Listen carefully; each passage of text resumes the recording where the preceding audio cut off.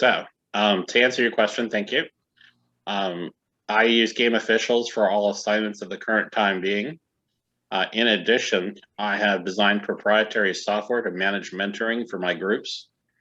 And we use that data analytics to drive and predict assignment capability for referees.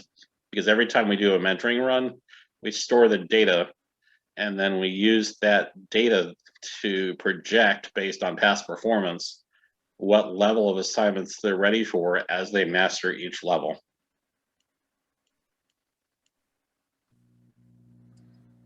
Sounds way too advanced for me. You know, the good side of that is it reduces turnbacks very, very nicely. It's reduced absenteeism to microinfinitesimally small. And, you know, the dissent cautions are down 10% too. So I do a little bit more work. All right, one more minute and then I'll start chit-chatting.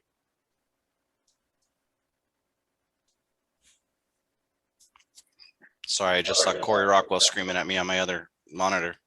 Well, ask him to join us. Nice.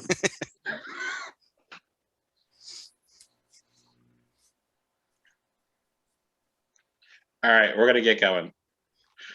Thank you all very much for joining the first developmental Zoom for referees of this summer series. The panelists that we have today, I'm proud to introduce Brett Brownell, who is currently in Texas South. North. Living out on assignment in Texas. He came up through California South. Nick Chansey from Louisiana is the president of the Bayou Referee Group and an assigner and instructor. Vince DiNardo is also an instructor and assessor and in the pro pool for California South, and he's currently joining us from MLS Next Finals in Texas. Kevin Nicholson is our state director of assignments in West Virginia, a member of NYSOA, and a whole other things that I'd like to brag about, but I have a hard copy of everybody's brags on the next screen, so we'll just kind of go from there. I have a large disclaimer to note that none of our presenters today are speaking on behalf of U.S. Soccer or as the voice of any state referee committee or any other officiating organization. Each participant is speaking only for himself and presenting personal opinions.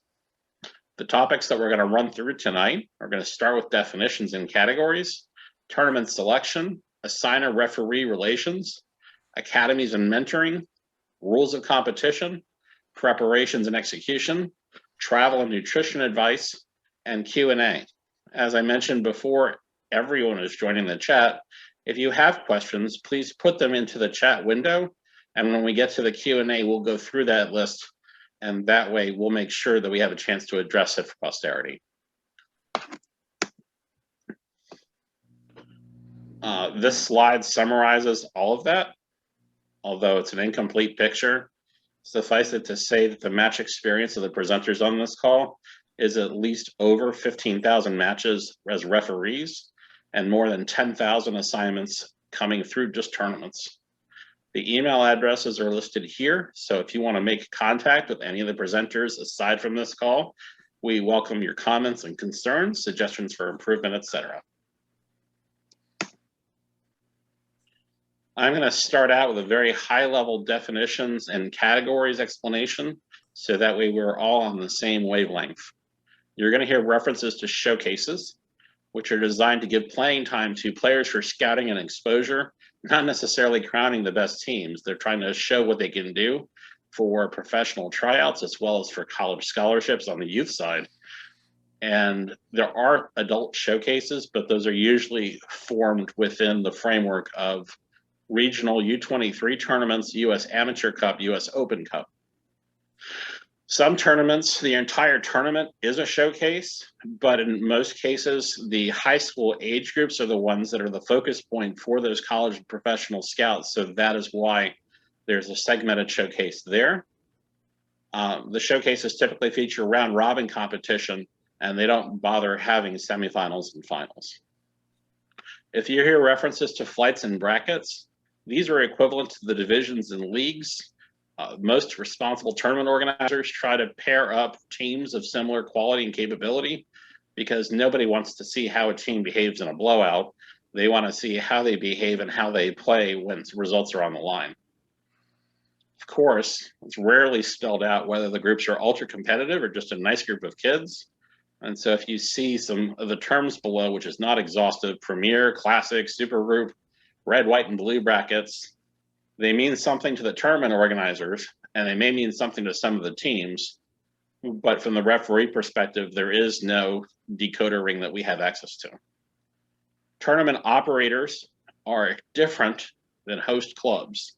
The tournament operators are tournament professionals who do nothing else other than stage soccer tournaments, and they are paid to do so by the host club. Why it matters to you as referees is that it changes the accountability line, whereas a tournament operator is a step removed from the tournament, and they may do things in a different way that doesn't necessarily match the tournament's expectations other than making sure that the logistics are well organized. You'll hear references to delegations, which are typical of US soccer events, where the state associations select the referees, and they also help organize the travel for the group. Aside from being the point person for critical communications, head of delegation is not going to impact referee pay, but it exists. So there are multiple categories of tournaments, and I'm going from the most competitive down to the less rigorous competition levels. FIFA and US soccer events, such as Euro that's currently being played right now, the World Cup, and also the equivalents with the auspices of the Olympics. We also have national tournaments, and I've listed some, but not an exhaustive list of all those national tournaments. In those cases, the teams that are playing are expected not only from inside the region, but also from outside the region, and sometimes even from coming outside the country. So lots of examples here. I'm not going to read them. Regional tournaments, where the teams are overwhelmingly expected from within the region. That doesn't mean that the quality of play is bad. It just means that for the tournaments that are hosting there, the competition level is probably going to be different than national tournaments and showcases. And you will see, hopefully, good soccer no matter where you are. But the audience of the teams that are coming is different. The next level of youth tournaments are local and recreational tournaments. Typically, the teams that are playing are almost all within a 2-hour driving distance, if that. In addition, what I've shown here on the screen capture is the typical display from Soccer Wire, where you can go and search for tournaments by geography, level of competition, etc. I mean, the bottom line is every tournament, there's a good referee for it, but you need to be honest with yourself about why you're going, what you want to do with it when you're picking out where to invest your time. And then the last is a catch-all, which I've called other tournaments. We see 3v3 tournaments going on, 7v7 tournaments going on, and adult tournaments, which are geared and aimed at adult soccer players. Typically, those are amateur. Sometimes they're more competitive. And with that, I am turning over the presentation to Brent Brownell from Texas to talk about tournament selection. And Brent, just tell me when you want the slide advanced. Perfect, will do. So I hope everyone's having a great night so far. It's a little stormy out here in Texas, so it's been an interesting little week out here with MLS Next going on. So from my understanding, many of you all are coming up, learning how to do through all the different stuff, the different tournaments and such that you're trying to learn about and maybe even attend. I can tell you for a fact, starting out as what was a grade 8, which is now what, a grassroots, if I'm not mistaken, I didn't travel much. I was 18, 19 at the time. I'd come over from rec soccer and had no real clue what was going on. It just kind of went with the flow and, hey, you know, XYZ, this person's got this tournament, this person's got this tournament, they need bodies. you kind of learn as you progress and you get more involved, maybe that you need something a little bit more advanced, something a little bit better pay. I mean, sometimes you even have less pay for better opportunities. So you kind of got to figure out what's going on with each different ones, kind of how it's broken down here on the slide. Different tournaments will definitely give you either better opportunities or better overall experiences. It just kind of depends on what you're looking for. So you can go ahead and advance it. This slide is an excellent breakdown of everything that we've got going on. You can kind of see across the board what you're expected from maybe a referee perspective versus a team and player, even versus the parents and spectators. You can go to some lower level tournaments that are, local or regional, whatever you prefer to call it, versus some larger ones like Dallas Cup, Surf Cup, even USYS regionals and nationals where, big things are on the line for these teams to get seen and scouted. So it just kind of depends on the level of said tournament. That also kind of depends on what they expect out of you. Maybe a local tournament, something more along the lines of where you can learn and develop versus being selected to represent your state or your delegation at a USYS event, or even nationals where you're selected to represent your region, where you're going to get seen by a lot of different either regional or national coaches to help you get identified either by pro or US soccer to be advanced. And then you just kind of get to see the different levels of competition between the events as well. You can go ahead and skip to the next one. Adult tournaments. I personally have only been to 1 or 2 adult tournaments in my career. Back in California, they're kind of few and far between, or they're very small tournaments where only a select amount of people get to even take games. I know there's some more back out east for y'all. In Texas, there's 1 or 2 since I've moved here about 2 years ago. But some of the adult tournaments are some of the best tournaments you can get into if you have the connections. I mean, I've had great experiences with the 1 or 2 that I've gone to. I've made some great friends, and I still to this day try to make some of the adult ones because 9 times out of 10, you've got your serious side of the tournament with the open divisions, but sometimes the over 40s and over 50s are there just to have fun, and you end up making a lot of friends with the players just as well as you do the referees. That's kind of the biggest scope out of the adult ones. I don't see many of them out here, so I can't really relate to many of those. So you can go ahead on the next one. Tournament rankings. This can be either a very big or very small perspective. I personally have never gone to a tournament based on their rankings. Not saying that's a good thing, not saying that's a bad thing. You'll learn throughout your careers that you can either take what you want out of people or take what you want out of paper. Personally, the first time I ever attended one of Jesse's tournaments, I was told, hey, we're all going to a tournament. I had never heard of it. I had never seen it. But I was told, hey, buy a flight to Virginia for a week and let's go have some fun. And to this day, I wouldn't be here if it wasn't for just hopping on a plane and going to a tournament that I'd never heard of. But at the same time, you hear about larger tournaments such as Dallas Cup, Surf Cup, trying to think WAGs, stuff back for you guys that are larger that everyone knows about because they want the publicity and they're ranked higher because these teams will want to fight to get into these tournaments to be seen because they know that it'll bring money and reputation back to their club in order to progress and get more funding to do larger events and such along that lines. Personally, take it for what you will. If you want to go into the tournament rankings, I'm sure Jesse can steer you more along that lines. Like I said, personally haven't used them before, so it just kind of depends on the give and take of that. You can go ahead and hit the next one. Tournament rankings, dirty little secrets. This is another one. There's times and places that tournaments will come out ahead of time and look really good, and based on certain things happening or certain teams disbanding, joining, etc., you never know what's going to happen with them and stuff of that nature. You can go to the next one. And we'll turn the floor over to Kevin Nicholson from West Virginia. All right, let me talk to you guys about something that's near and dear to me and Jesse and several other people's hearts. From the assigner chair, how things work, especially you guys that are newer to this and don't understand how the process goes. There's not a man behind a curtain. There's a human being who's trying to do a very, very complicated job. So this is how things generally work. An assigner receives the tournament games and he enters them through arbiter or game officials. So one of the first things you want to ask when you sign up for a tournament is, how are you going to be assigning? There is arbiter, there is game officials, there's Blue Horizon, there is so many different softwares out there. Got Soccer has their own software. You just need to make sure you understand from that that assigner what that assigner is going to be using to give games. So when I set up a tournament, enter my games, what happens is I go to a game, I will have a list, a pull down list that shows me a list of all the available referees for that event.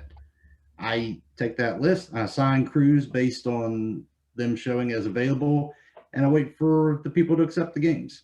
Then I typically go back and look daily to see if spots have been accepted or declined. Usually when they're declined, I get an email saying that the spot's declined. You get the next one, Jesse. Tips for success of a referee. If you want games, if you want to work good games, maintain your availability.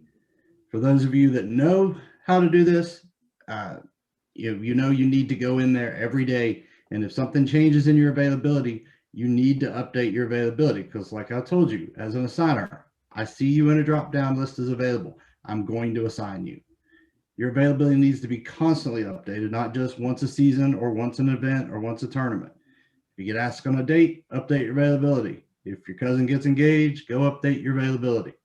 I can't read minds. Jesse can't read minds. I don't know about your cousin's wedding or Mimi's birthday party. So stay on top of your availability if you think you're going to get games. This one's big for me. This is how I make decisions on assigning. You have two choices when I assign you a game. Your choice is accept the game or decline the game. Let me repeat that. You have two choices. You accept the game or you decline the game.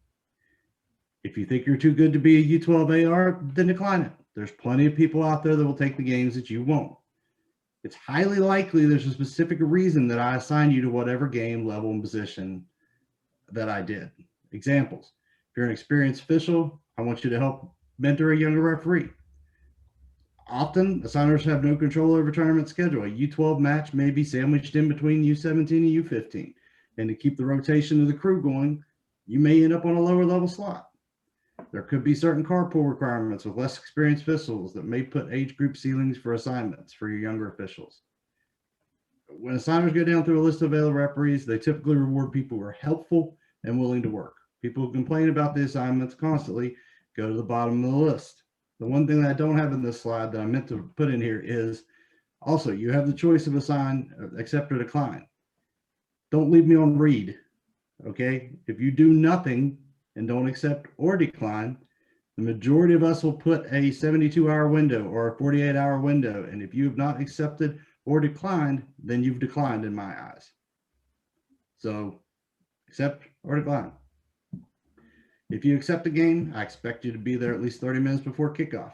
If you know in advance you can't be there 30 minutes before kickoff, communicate that to your crew and myself and whoever the assigner is, so they know what to expect.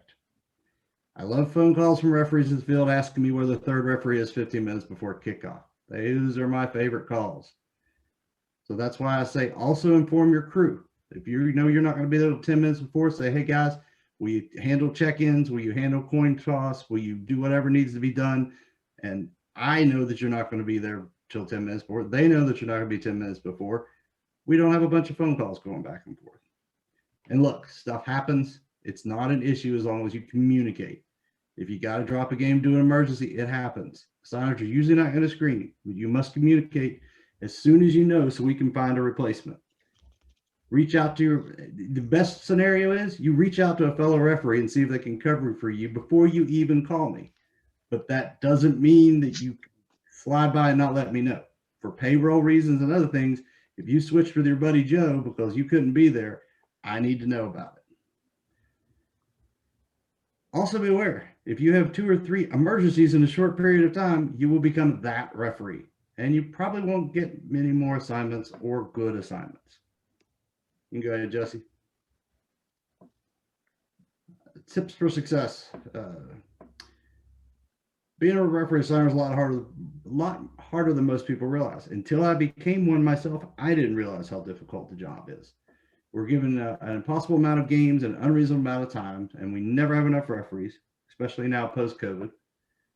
I always strive to be fair and to try to get every game covered. If you want to be a referee that continually gets decent assignments and stays busy, be helpful. You'll go far in your career. Referees must treat refereeing like any other job you have. It's a job. You do get paid. Continually update your availability. Respond to your game as soon as they come out. Be reliable. Communicate with your assigner and other referees. If you aren't getting games and wondering why, it's likely because you make the assigner's life difficult, and it's already difficult enough.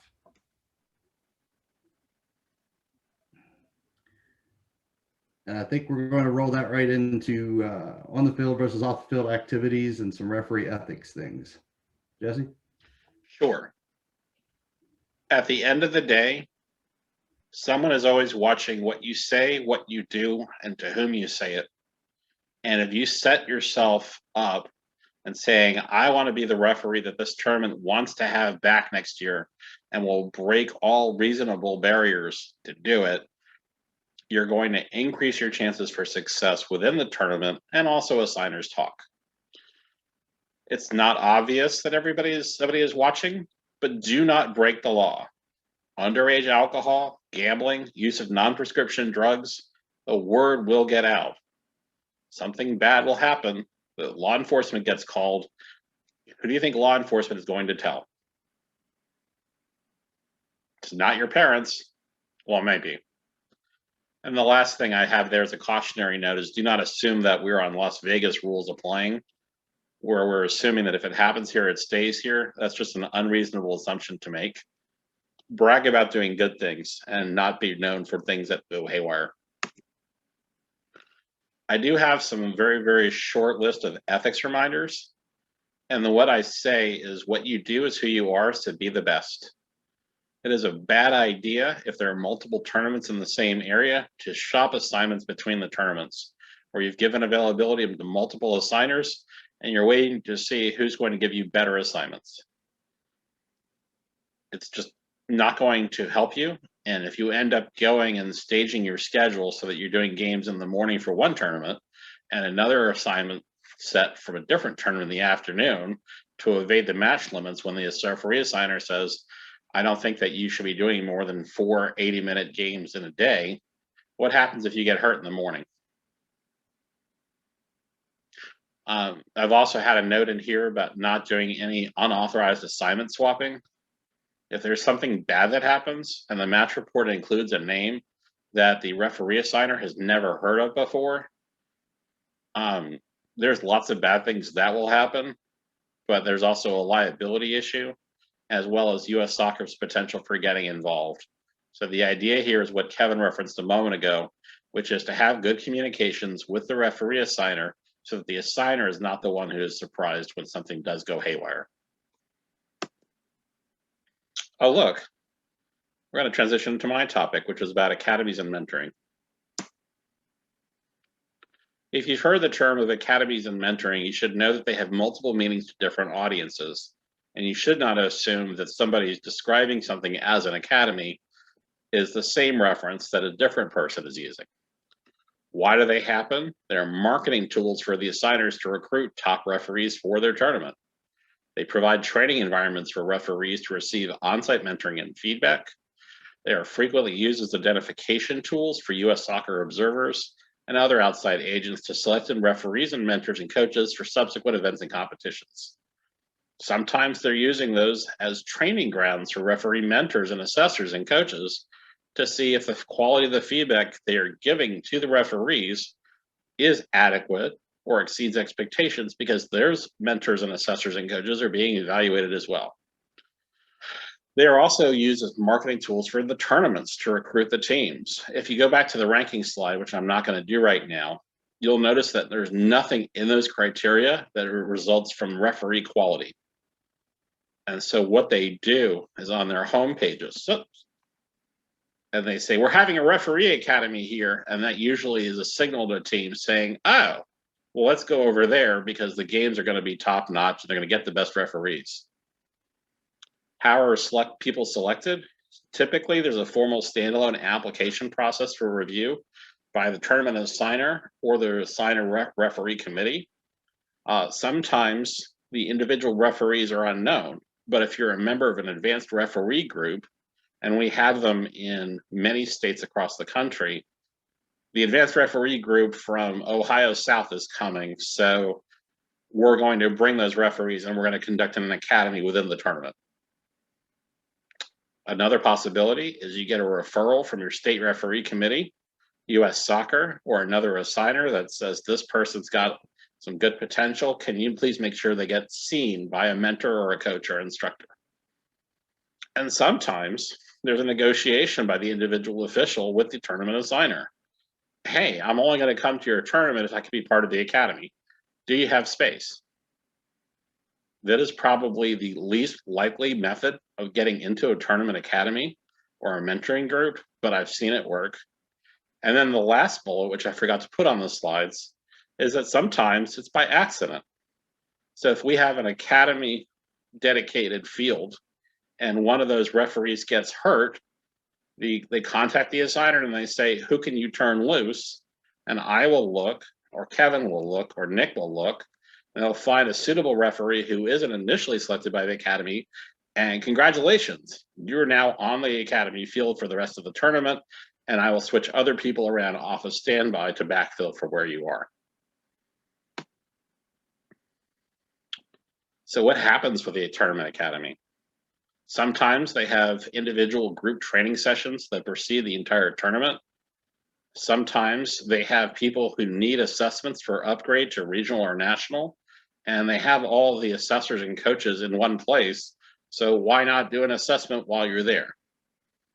It may include peer-to-peer coaching, such as with people on your crew who are helping you, who are more experienced, or they'll just grab 5 people who aren't on a match that time, and they say, we'll go over to field 3 and watch that crew and have it in the company of a mentor or a coach and say, what is it that you're seeing? How would you do things differently if they need to be done differently? Or, hey, you see something that provokes a question that you've been holding on to for the entire season. This is a great time to ask. Of course, there are some dirty little secrets. Depending on the academy and mentoring design, the feedback may be based on a fraction of a match that's observed, not whistle to whistle. So if you're going back to a mentor and you say, well, what did you think of my foul call in the 10th minute? It is possible that that mentor was looking at a different field in a different match, and he or she has no idea what happened in the 10th minute. That's okay. Hopefully they'll be able to give good feedback. In addition, you may see debriefing sessions happen with your mentors and coaches at halftime, at the end of the game, at the end of the weekend. They may or may not give you the feedback in writing. It may just be verbally. They may just hand you a business card and it says, hey, reach out to me after we're done and we'll talk about the game. And that's all okay. I would not expect as referees to always get the contact information from the mentors because the tournament may not have it, especially if it's part of a group participation. And we don't know exactly which mentor is filling in at the last minute. And so what you need to do as referees is to make sure you get the correct name of the mentor. And then you can either follow up with the director of the academy and the mentoring group, or you can ask the tournament assigner and they hopefully will be able to help you. So I want to jump out to a 10,000 foot level and just provide some general observations. I think that the academies and mentoring are good things because they represent an investment by the tournament to improve the referee quality experience. Practically, the referees who are not part of the academy are probably going to have very different experience than the referees who are in the group. You may not get the participation of mentors. You may not get the feedback for assessors. The teams that you are refereeing may be just as good, but the fields that you are on may or may not be included. There's absolutely nothing an individual referee can do about getting additional mentoring unless you arrange for that for yourself. And I want to make sure that we're being clear. If you're not selected for the academy, that doesn't make you a bad official. Typically, the selection criteria may suggests that there's more demand than spaces in the academy can accommodate. And as I said a moment ago, you may not be pre-selected for the academy, but injury, emergency, somebody oversleeping may open an opportunity for somebody who wanted to be in the academy, wasn't, but their number gets called. Unfortunately, it is very inconsistent if academy feedback is shared with your referring assigner, even if that home assigner is an invested stakeholder in the referee's success. So let's say, for example, you're a referee in West Virginia, and Kevin Nicholson has recommended you to the tournament and says, I think you're ready to succeed. Have at it. Let me know how it goes. Because rarely is the academy feedback going to go directly back to Kevin unless the referee makes a point of sharing with him or her. Now, why you should share it is because the assigner is the person who is likely the best position to give the referee good assignments afterwards. You can work on your feedback. I don't want to get caught up too much in the exact profile of which mentor and coach you're working with. I think that the best example of the way that we should approach this is to assume that every mentor is the equivalent of the head of pro and show them the respect, listen to what they have to say.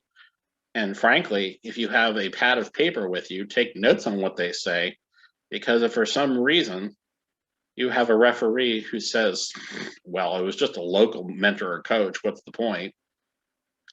That body language is probably going to make its way back to the academy and to the assigner who provided you, and the future opportunities for you to participate may be limited. And then the big question is, what happens next? What are you going to do with that feedback? From the perspective of the tournament, they're not going to see you again for a year. So it's up to you as individual officials to take what you're given. I recommend sharing it with your assigner or assigners if you have them, and say, this is what they've given me to work on. What can I do with it? And then the last point that I want to make is that no referee is bigger than the game. There are national referees in tournaments who get sent on to U12 games, and they do it with a gigantic smile, because those U12 kids, for them, it's their World Cup. They may not be back to this tournament in the future, and they're expecting the referees to give 100% effort. And again, you never know who's watching, and that U12 game may be your ticket to something that you want to do in the future.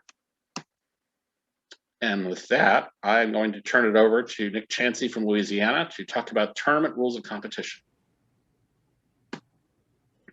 Hey, so just wanted to touch a little bit on tournament rules of competition.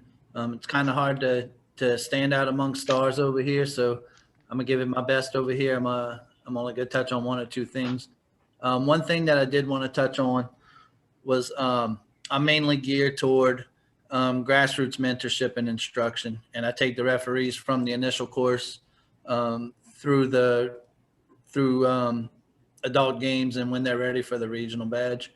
So I see a lot of referees. Of course, that's 98% of our referee pool is in grassroots, and there was very little guidance and instruction to get referees from the first step to the second step. So I've really taken that under my wing, both from my local area and the tournaments that we travel to. These tournaments that we travel to, they're always glad to have my group. We have yellow and red cards that we use for training that have the old 7, that have the 7 and 7 on the back, and other information as well. Those are things that we hand out to the referees that we see out and abroad, and they're grateful for the things that we can give them. So tournament rules of competition. We all have different rules of competition for our different leagues. Some of us come from different states. For example, in Mississippi, the U12s can head the ball, whereas in Louisiana and Alabama, they can't. So whenever we go to Mississippi, we need to adjust to the tournament rules of competition and call the game accordingly. All right. So by us adjusting, it allows for the consistency through the tournament games for all referees, and it decreases the frustration that the coaches and the players and the spectators will have. The tournament rules of competition mainly address the length of half and the substitutions. Those are things that we definitely want to pay attention to. May address tiebreaker procedures such as cards or goal differential. And those are things that we need to pay attention and in order for us to properly record the things that we need to record in order to report the proper score, or maybe a tiebreaker's cards. They're going to need that information, right? At a lot of these tournaments that I go to, they didn't have supplemental reports. Go ahead and bring a couple in your bag. Some require them, some don't. In any case, it's always best to CYA and go ahead and write one out when you need to. For me, I bring a hard copy of the tournament rules of competition as well for easy review at half, even if I need to look at halftime.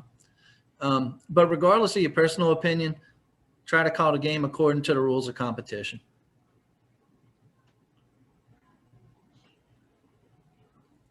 All right.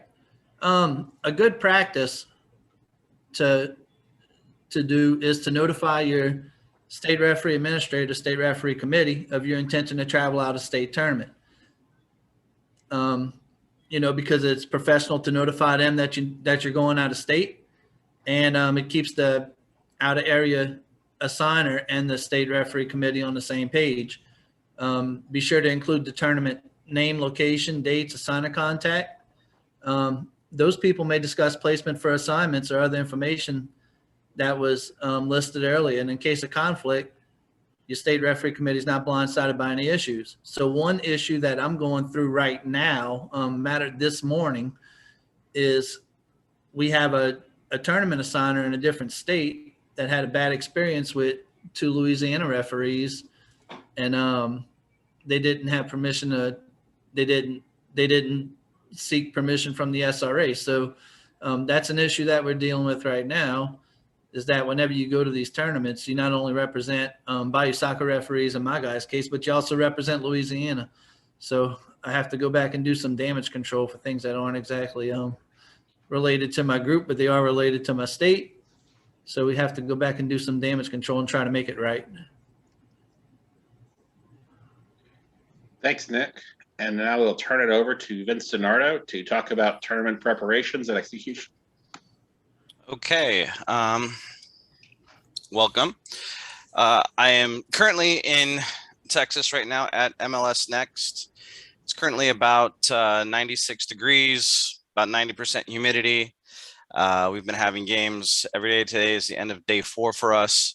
So I'm going to talk a little bit about what my preparation was before I came to this event, stuff I prepare when we're at the event. Some of it's going to be rehashed stuff that we've already talked about, because a lot of it is very important stuff. If you want to be noticed and you want to be in the good graces of the tournament or the assigner or the referee liaison that's handling the event, like here at MLS Next. Before the tournament here, submit reasonable assignment requests, know your body's limits. The best ability is availability. So do not do something and say, I can take on 6 games because you think you're an Ironman, and then 2 days into a 7-day tournament, you can't walk. That's not the best thing to do for you. Highly recommend no more than 3 games a day, unless one of them's a 4th official, maybe a 4th. I still think that's too much, but know what you're doing, know what you're capable of doing. And a tournament on the higher level, if you're talking regional events or national events, that's not time to show off your Ironman status of doing 1 million games. If you're doing the local tournaments, sometimes they need bodies. You might have to do more games than what's your normal for you. But if you're trying to be doing a higher level tournament, they want you at your best on every game. So they expect you to be at your best on every game. They understand that you're going to have a little bit of fatigue, but that's not a good enough excuse for them. The second line, ask for pay rates before you request assignments, not after accepting assignments. I'm of the belief that you should know, in essence, you should know what you're getting into before you even apply for a tournament. You're going to have to understand that some of these tournaments you're not going to make money in. I know the old Development Academy, the argument was you got all these national assessments, but you had to pay your own way to get there. You had to pay your own hotel, and there was an offset for it. So know what you're getting into before you make the application for the event. The last thing you want to do is think you're going to go make all this money and then find out you don't, and now you have a bad attitude, and it emanates throughout the entire tournament. And everybody knows. Look up the teams for your assignments. Highly recommend, if you have a whistle and you're not knowing these teams, look at their events. YouTube is great. Most of these high level teams have games. Take a look at 10 to 15 minutes of the game, get an idea of what they're doing. Take a look at, if you have their stats from the tournament, know where they're at, especially on the second or third day of a tournament when you're in a group play situation. Know what these teams need to win, to move on. Does this team need to win by 4? Are they completely out of it? You should know these things ahead of time. As the previous slide had said, read the rules of competition, print a hard copy. MLS Next with me. I keep a folder. Every event that I go to, it says Academy. I take it to all my events. It has rules of competition, has supplemental forms in there, has some most other things that I put in for when I do mentoring or assessments. I take that to all my events. Have access to email. Look for assignment changes. I know that the first day here at MLS Next, my schedule changed 4 times. So know that you're going to get changes, be accommodating. We talked about accepting games or declining games quickly, especially in tournaments. If you get an assignment, accept it within the first hour, if not sooner. Accept them as soon as you get it, because these assigners, I'll give an example. The assigner here at MLS Next, he's been up till 3 o'clock in the morning every day doing assignments because playoff games ended late. People aren't completing their match reports correctly online. So there's all these issues that come up too. So he's been up to 3 o'clock in the morning trying to get games assigned for the next day. If you want to get on your assigner's good side, get better games, treat them well. I cannot express that enough. Buy travel insurance if you know your hotels as cancellation timetables. If you're booking a flight, rental car, or a hotel, know what your options are should your situation change. Just found out today, the last 3 days of this tournament, there's only going to be about 8 games. There's about 150 referees here. Chances of me getting one of those 8 games right now, slim. So that means I can now change my flight and come home early if I need to. Or I can stick around and do some games here for somebody else if need be. But know what your options are there. Go ahead, next slide. During and post, another thing I want to add before I do the pre-tournaments. Know the weather of where you're going. If you're going to be in a hot place like Texas, where this is hot, there's no other word for it, hot. You cannot hydrate 2 days before you come to this event. Hydration takes approximately 21 days before your body can accept the water. You need to start early, prepare yourself early with how you're going to do that. And then when you get to the event, you're going to have to make sure that you're up on your water, your electrolytes. You're going to have to do, like it says here, work your assignments. Be available in case someone else gets hit, hurt, injured, oversleeps.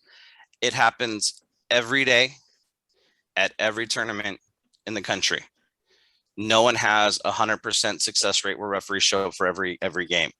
If you can be that person on that standby, or somebody goes down hurt, a great example today, something that that's no one ever think here. We have a FIFA referee here from Jamaica working. He had a game that was scheduled at 2 o'clock today. He gets a call at 11:30 in the morning that he needs to be on an airplane to go fly for an international match at 3 o'clock today. Well, he had 2 more games assigned today. So somebody had to step in and do those games. Stuff happens. You can always pick up that extra game. Report injuries, car issues to a signer before you tell anyone else. Don't be Superman, especially if you're being looked at. If you're injured, let somebody know you're injured. If you're hurt, and just sore, let somebody know that. Maybe they can put you on a game or put you on an AR assignment if you need to. Keep the assigner informed. The last thing they want to do is to have you on a game in the middle of the game and then go down hurt. And now they got to find somebody in the middle of the game to replace you, or replace an AR who's going to replace you. So it's not the time to be Superman. If you're not feeling it, let them know. Have access to your email and for assignment changes, event changes. A lot of these events will have like a training session after the games. I know here we have pros here, so they're doing a little training session usually after each game at the venue for maybe an hour or so. Sometimes it changes where the locations are at. Use alarm clocks and hotel wake up calls. Can't stress this one enough. If you have an alarm clock, especially if you're a heavy sleeper, use the hotel wake up call as well, because they'll make sure if your phone dies or your watch dies or something, or you can't have that alarm, they'll make sure that you get up and make your time. This last one, I'm sure assigners will be big on this. Complete your match reports, verify any assignment changes if you've switched, but make sure the match reports are correct. Again, every tournament that I've ever been to, there's always a game where the scores get swapped. They're given the wrong form and they fill out the wrong teams on it and they turn it in. There's always something that's wrong with the match report.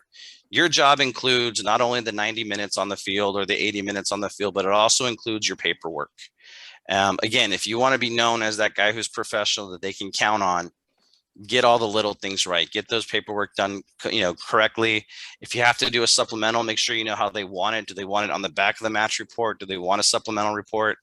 Do that. Take care of your friends, old and new. I think this line was here specifically for me. Thanks, Jesse. Take care. Tournaments can be a great time to meet new referees, have friends. I've been doing this for 33 years. I can't believe I'm saying that. I've met a million friends here, Brent being one of them. This is stuff that I've enjoyed to do, but you have to make sure you're taking care of business as well. So have time to go out with friends. I say this, but also during the tournament, you are being watched all the time. If you think that you're going to do something stupid after the games, go out and do, party, and then you show up hungover or you miss your first game, even if you're not the guy that did it, if they find out that you were out partying with them, you're going to get tagged with them in that same group. So make sure that you know who you're hanging out with when you go out to these events. Make sure you know what you do. People know me when I travel to events. I go do my games. I go camp out in the hotel room. I don't do much else. That's kind of my thing. I get a good meal. We're good. Get contact information for mentors, coaches, peer referees that you like. This is big for me, being a mentor, ref coach, assessor, instructor. If you are a higher level referee, give back. If you see something that you can give, just if it's even one little item that you can give a new referee, let them know that one little thing. Maybe they take that in the next game. Maybe something happens, where they can get better. That's our whole goal here when you're doing these events. After tournaments, thank you notes to the assigner, peer referees, take pictures, take lots of pictures. I laugh because the month of June and July, I'm traveling to several tournaments. And so when I look through Facebook and I get my memories, it's all soccer related for this whole month. It's kind of fun to see everywhere that you've been. It's a lot of fun to see these events. I remember that game, or I remember these people. Ask for match videos. And this is what I'm going to ask for you guys personally on this group. My information was given, my email address was given at the beginning of this. If you have a match video that's decent quality and you want a mentor to take a look at it and break it down and go over it with you, send me a link, give me a week or two to go through it, and I'll go through it myself and I'll give you, a nice little feedback on it of what we have. Watching yourself on video is important if you want to get better. It is very important. I laugh at this because I started before video, unless you're doing a TV game, there was no way to see myself in video. So when I first saw myself on TV, I was horrified at what I looked like on TV. So take a look at stuff on video. If I send you a feedback report and you take a look at it, I'm going to put minutes on times on there. I then want you to go back through that same video and look at exactly what I'm talking about, and you'll see what I'm pointing out to you. And it might be something very, very small that you can fix in your next game, but always ask for a match video. That's good. When you get back home, tell your assigner how things went, and ask for advice to see if you can get better games, or what you need to get better games. Patience on payroll issues. You're going to get paid. Don't be that guy that's calling 3 days after the tournament over, where's my money?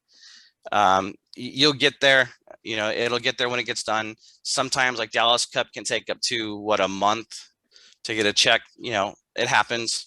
I remember doing high school and college games. It took me 3 or 4 months to get paid on. I recommend keeping an Excel spreadsheet to know what you're supposed to get paid from all your events, and then know when you get them. But I would not be that person that is posting or being that squeaky wheel, so to speak, because again, you may be the one that gets the oil and gets fixed, but you're also going to be that referee that maybe they don't want to deal with in the future.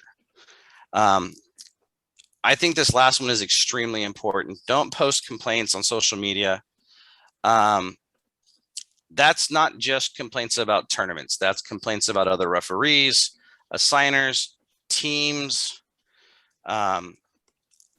I'm sure if you've had a game that's gone south, you can probably find it on YouTube because somebody said it about you. So if that's the case, you don't want to be, again, that referee. If you have a situation with somebody, work it out with them. As I tell players all the time, when people start arguing or they start talking back and forth, be bigger. Don't stoop to their level. Be bigger. Work it out. Be the adult. So I think those are the big things. Again, hydrate, get yourself in shape, to survive the games, stretch, protect your body at all times, sleep. I cannot stress it enough. Brent can attest to this. My first day here, I had 2 games on turf in 90-something degree weather. I slept for 14 hours when I came home that first night. I was done. My body needed it. Make sure you know when to eat your meals based on your schedule. Know what you can eat. Know what you can't eat before games. I have a list of stuff that I could eat 3 hours before games, 2 hours before games. At least know when you have time to put food in your system. If you're going to have a 3-game set and you're going to be out for 6 or 7 hours, get food, take a snack with you that you can eat. When you're traveling, things to remember when you travel: if you have allergies, take allergy pills with you. If you have if you get headaches a lot, bring, Tylenol, bring something for it. Make sure that you're bringing stuff that you would need. Maybe not every time that you go out, but that one time that you do, you might need it. That's a big one for me, is to make sure that you have, especially for me, I get allergies everywhere. So I make sure I have allergy pills everywhere. If you do have a tournament that's providing food, they will usually give you a Google Doc that'll ask you if you have any diet considerations. Jesse's shaking his head. I know that the U.S. Soccer used to. I know they did here for MLS Next. Doesn't mean that they're going to abide by it, but they usually ask the question, and they'll give you some options sometimes. But you are responsible for yourself out there. Again, you're an independent contractor. You're there to make the tournament look good. You're there to make your assigner look good. You're there to make you look good. So you can't do that if you're complaining, or if you're starving, or if you're hangry. So we have a question. Hey, Brent, I'm sorry, Vince, let's go ahead and bounce that to the end. Okay. Snacks, good snacks: applesauce, bananas, edamame, granola bars, all great snacks. Bad snacks, obviously soda, candy, high sodium crackers. High sodium is bad because it's going to take the water out of your system, and basically just use it and just get rid of it. And that's when you need it most. Some people that have, diabetic issues might need to have a little bit of candy with them or something, but applesauce works great. I also, bananas are usually my go-to, that or granola bars. My biggest thing is just water or BCAAs. That's my biggest one. Thank you very much, Vince. We're going to turn it over to Brent again so that he can tell us exactly how to travel to tournaments that require you to do something besides walking out your front door. Yeah, and you rely upon friends to get you around, because that's what I'm here for, right, Vince? And just for the record, I just got my assignments for tomorrow. Make sure you notify your ride. So Brent, tomorrow you're taking me to my field at 7:00. Which time zone? We are in Central. Texas. So first thing I want to reinforce, the social media thing. I cannot tell you, I mean, Vince is a prime example of everything that we've gone through. We can go back and look at all of our photo dumps from past events and stuff like that. When you get selected to go to certain tournaments, when you get selected to go to regional stuff like that, it's all fun and games to go and have a good time and thank your people and such. But make sure you're not overly sharing, and make sure that you're doing it in a professional tone, because sometimes things happen. We don't get the assignments we want. I know I'm very big. Vince can attest to me calling him at 10 o'clock at night because I didn't get selected and stuff like that. You just got to keep it professional, especially in this stage and age with social media. That's my biggest thing that I haven't gotten in trouble for, but definitely could because I'm on the younger side of things. So when it comes to actually packing and stuff, there's a lot of good things you can choose, and there's a lot of not good things you should do. Anytime I travel, my referee stuff always stays with me as a checked bag. I don't care if I have to pay for it. I don't care if I don't have to pay for it. Anytime that I have to go specifically for refereeing, all of that stuff stays with me, goes on top. I have a bag that's small enough to fit as a checked bag. I have all of my uniforms, 1 or 2 undershirts, all of my socks, and both pairs of my shoes between my studs and my flats. I cannot enforce that enough within the ranks of up and comers that your referee gear is the primary reason you're coming. Unfortunately, I've had tournaments where I've gone to and didn't receive my bag with all my non-refereeing gear, if you would. Walmart can get you cheap stuff. You can find ways to get around that stuff. Your referee gear is the reason you're there. And 9 times out of 10, you're spending 10 out of 12 hours in it anyways. So that's going to get you through most of the day. Most of the stuff here on the slide is all good stuff. I mean, most of the stuff, the polos are the big thing when you're off and not refereeing. That's what I prefer to wear, or the USSF undershirt, stuff of that nature, depending on what you're doing. I usually always recommend the polos. The jacket and tie, for the smaller, not so large groups, you should be fine. I think the only event I've ever really been to with the jacket and tie was Nationals when we had the opening banquet. But definitely pay attention to the dress code like it says. Your wallet should always be with you. If you can get a hard copy of your schedule, stuff of that nature, definitely carry it with you. Most of the time, I'm talking to you digitally day to day. The info for your assigner and address for hotel, I usually have it in my phone with me before I leave. Chargers, definitely. Food and water can be kind of hard depending on where you're flying or if you're flying at all. Generally, what I like to do is, if I can, go through and stock up on everything and make sure that when I get there, I definitely either get a group together, depending on how many people I'm with. Vince can attest to this. So when we fly out to areas and tournaments and stuff like that, there's usually 3 or 4 of us. We know how we're splitting bills for rental cars, food, stuff of that nature, to where we get there and we make a, if you would, a Walmart trip to stock up cases of water, Gatorade, snacks, stuff that we need that's going to get us through the week that we can have at the hotel to refuel. So we're not going out and spending tons of money on fast food stuff that we're not going to go through. Any type of jacket, stuff like that. I usually only carry 1 or 2, especially depending on what time of the year and where I'm going. That plays big into the forecasting, making sure you're aware of where you're going, what the weather is possibly going to be like. And then the last big thing that I kind of forgot to mention, make sure when you're going to these events that you're using the correct gear. Some events are specifically Nike events. Some events are specifically Adidas. Some events may not be either, and you can kind of get by. It just depends on what you're doing. But generally, always make sure that you're wearing the approved brand, because there's events that will literally tell you can't wear that here, and it could cost you in the end, whether it be assignments, whether it be coming back to the tournament. Overall, I know somebody that got a knockoff FIFA jacket. Just this last week, it was out at GA in California, decided he wanted to wear it to the referee tent and got ripped by the tournament director in front of everybody because it wasn't appropriate. Same thing with, apparently shirts that belong to different associations, because they could end up costing you a fortune in the long run, just based on solely the fact that you didn't wear the right stuff. When it comes to hotels, some tournaments may provide you with the hotel. Some may be up to you to provide for yourself. It depends on what you're going with, who you're going through. Make sure you go through and decide what's going on with everything. I know generally when Vince and I travel together, we know ahead of time what we're doing, what we're going to pay for, what type of hotel we're going to go.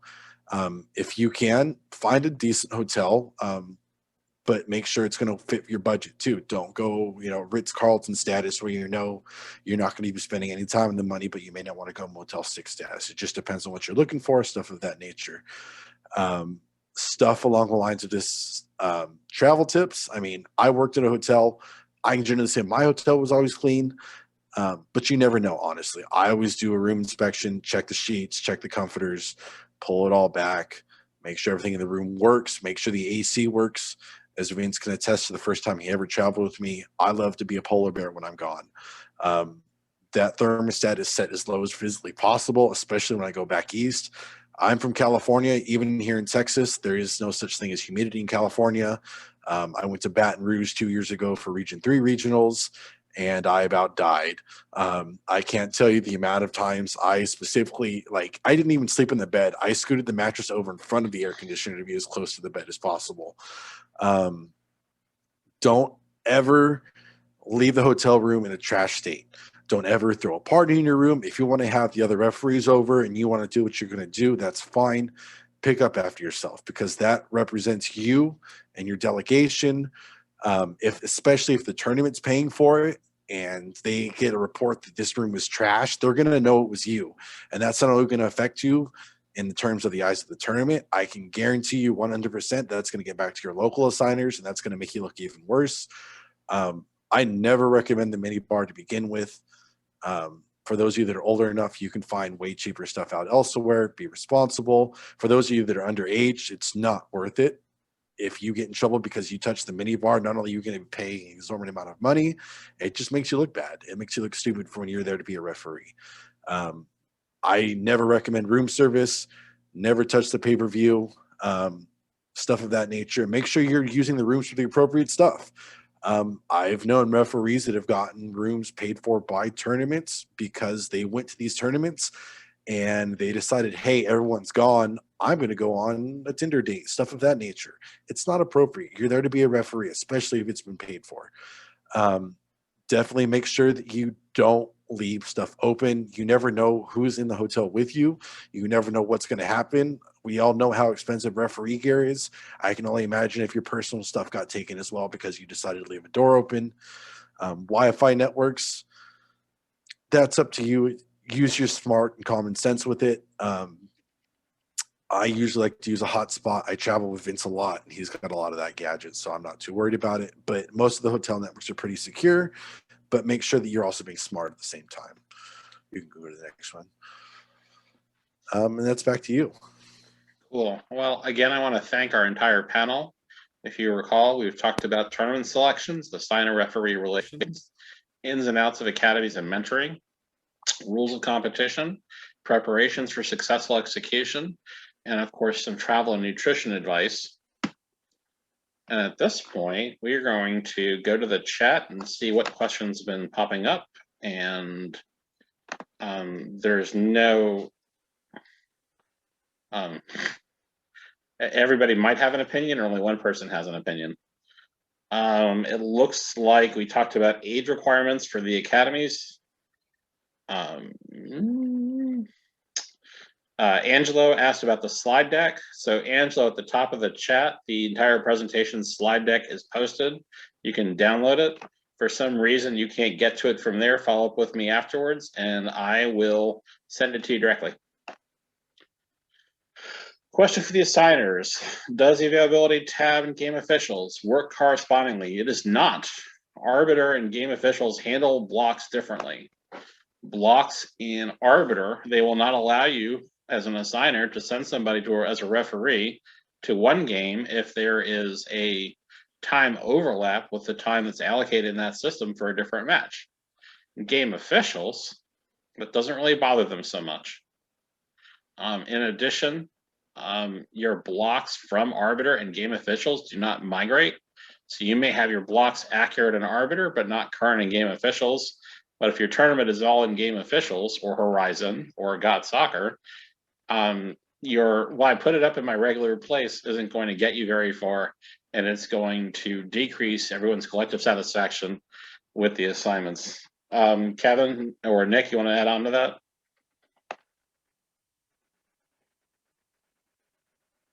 Right. Yeah, that's what you said. Be aware, ask the assigner for the tournament what software they're using so that you can make sure that you have an account set up and that you have transferred any blocks into that, because assigner softwares do not talk to each other. You know, there's a great pie in the sky notion that one day US Soccer will have a standardized platform, but I'll be dead and gone before it happens. I guarantee it. So make sure what software platform a particular event is using, and make sure you have made yourself available in it. So one more thing I want to add, Kevin, thank you, is that I could literally assign a referee to 7 games all at the same time, and all game official is going to do is going to ask me, do you really want to do something that's stupid? And if I just click yes, all of a sudden your name will appear across 7 overlapping assignments, and then trying to untangle that, well, that's game officials' quirks. To jump in here for something, pay attention also to if you end up having a whistle on a U17 game with the LAFC, and then tomorrow you get your assignments and you find out you have a whistle on a U17 match with LAFC. Contact your assigner, let them know. They may say it's okay, but typically your assigner is not going to want you to see the same team in the, with the whistle back-to-back days. And more than likely it was an oversight because they're trying to assign 300 games in the span of 10 minutes. So if you get the same teams, especially if you have the whistle on the same team, same age group, let your assigner know. Maybe they'll swap you on a field, or they'll say, go ahead and do it this time. Thanks for letting me know. It always makes it look like you're looking out for them, which is always a bonus point. Communication, communication, communication, communication. As Vince just said, his assigner there, is up till 3 o'clock in the morning sometimes. We really do strive to make the event the best for you, the referee, and for the teams and for the organizers. We can't fix what we don't know about. And it's a little like drinking from a fire hose as an assigner. Because yeah, you're trying to do 300 events. Another one that nobody's brought up is if you have a sibling or a family member playing in a game and you are on that game. I may have done it intentionally. I may not have. Let me know. Communication. If you get a game, this just happened at President's Cup regionals here. If you get a game and it is, say you're 14 and it is well above your age level or comfort level, if it's a U18 boys game that you've been assigned to, reach out to the assigner and say, hey, I really appreciate the opportunity, but I'm not comfortable doing that age group. I would rather know as an assigner than you blow up on the field and then I got a problem I got to solve. Good stuff, Kevin. Maddie asked for the email address and contact info again, so I have that up and I'm leaving it up. If for some reason you can't see it, yell at me and I'll forward it to you later. Joe Harmon is asking about the academies in the DC area. I could tell you my best guess, but that doesn't mean it's exhaustive. Some tournaments it matters more to do mentoring than others. The ones that I assign, there's always a mentoring component, but that's not something that always happens with every tournament. WAGs, for example, they have a dedicated referee academy. They take over 3 fields, and those are the only games that are having academies on them. Vince is giving out his email address. Callum Owen from Massachusetts is asking, what is good etiquette for working for more than one assigner over the course of a season? Good luck. Oh, I have a better comment. That one, I mean, Slavery is illegal. yes, very much so. It is unconstitutional. It is illegal. And the idea is not to play off one assigner against the other and saying, oh, well, Jesse's not giving me any assignments. Let me go ahead and call up Kevin or Nick or, Billy Bob Thornton and see if I can get better assignments from them. If you want availability, maintain it with that assigner. If your availability changes, as Kevin referenced, because you're taking other games or you've been tapped for pro or for a precedence game like State Cup or US Amateur Cup, tell the assigner that we're not unreasonable people. The only time we get unreasonable is if we think we're being shopped. Vincent had the best statement. I have never heard it before, but I actually wrote it down on my notepad here when he said, the best ability is availability. I'm going to get that printed. It's my mantra. I'm going to steal that. And I'm not the best referee out there, but you know what? If I take an assignment, I'm going to show up. I'm going to do my best job. It's going to get done. The paperwork's going to get done right. And that's the mindset I've always had. It's just do the job correctly. And I've kind of always been that. As far as assigners go, I hate to tell you this, assigners talk to each other. If you're shopping, they will find out. And both assigners will take advantage of it, the situation. Know the pecking order, knowing what games, are done. But back to the first thing, when you get the assignment, make the decision. If you get an assignment and say you're taking a local youth game, and all of a sudden you get a call from Rick Eddy and he's like, hey, I got a USL championship game for you. Call your assigner, let him know immediately. More than likely your assigner is going to say, hey, you know what? That's a good opportunity for you. Go ahead. I'll see if I can find somebody for you. But don't call him 24 hours before kickoff on the game that you've already accepted, unless it's absolutely necessary. Give them the time to find the replacement. Again, communication is the key. Let them know in advance. I work with several assigners. I travel for several different tournaments, and it is very difficult to try to make everybody happy that you're going to give them their games. But if you're respectful to them and you keep everybody informed with what's going on, it makes it a lot easier for everybody. Definitely. That same exact scenario happened to me 2 years ago. I'm setting an NCS regionals working games, and I get a call to do a USL match, as an emergency fill-in. Yeah. So it was a regional, so I went to the region SRA and I said, look, this is the situation. I accepted your games first. I intend to work your games unless you say go do the USL. And he said, go do the USL wholeheartedly. So I got what I wanted by just simply being communicative with the SRA. I'm going to repost the slide deck again in just a moment. And I mean, the other thing that comes back with the different assigners, when you go back to repeated tournaments, ECNL, GA, DA, sorry, not DA, MLS is next.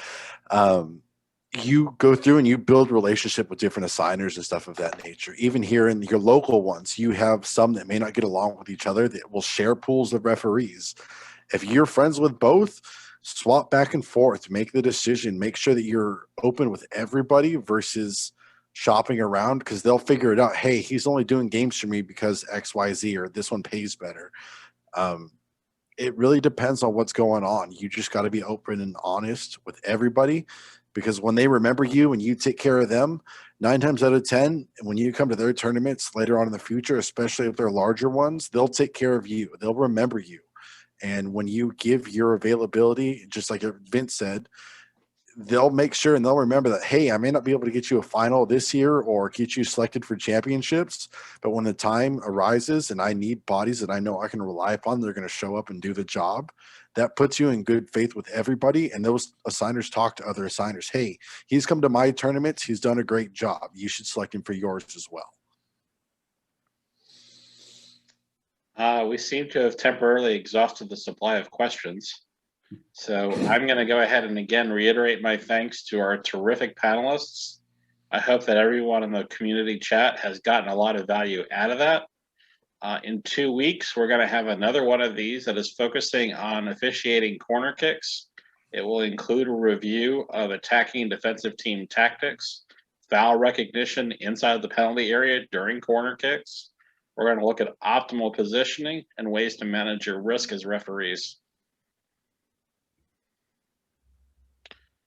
And so, as I said, if there's anybody else who has any questions, feel free to hit me up directly or one of the other panelists. And we welcome you to join us again in the future, and have a great night. Thank you, guys.